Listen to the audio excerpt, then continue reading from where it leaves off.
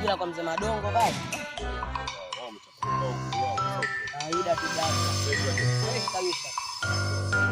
Sasa kidogo. Iya, buka.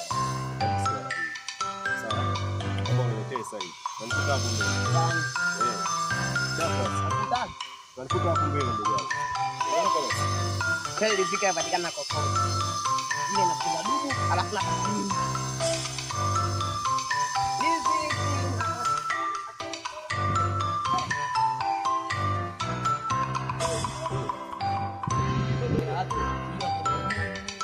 ande ng'ombe yule. Ile ndefunye mkubwa ng'ombe mkubwa. Nenda kulala. Wapi sigara? Mbaya sana. Nisicheze tena dubu. Ng'ombe kaja mdogo mkubwa katika tatu. Bazamuki.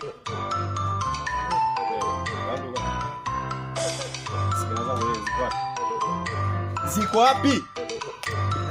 Nimesikiliza utumbo wako toka niko kule, nasikiliza utumbo wako masuala ya dubu, sijui ufanyaje. Mimi sitaki kuelewa kuhusu masuala ya dubu wala sitaki kuelewa masuala ya dubu. Nisikilize. Nataka hela yangu. Kama hela huna nipe sigara zako. Poa. Nipe. Mimi sikuelewi. Hivi unajua buku ukubwa buku? Dubu. Mwache. Unapigia nini?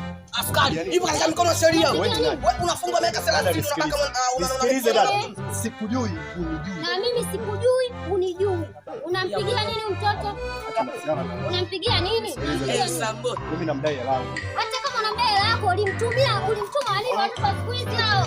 Watu wenyewe siku hizi hawasitumia nini? Dada. Mimi namuondoka. Sasa basi.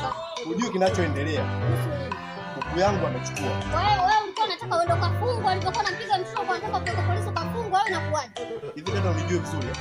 Unitambui vizuri. Hata kama sikutambui vizuri, lakini sio haki kumpiga mtoto wa mtu kama hivyo. Sasa ukifungwa. Nisikilize. Ile buku ambalo uchukua wewe, naenda kulipa. Wewe, majirani!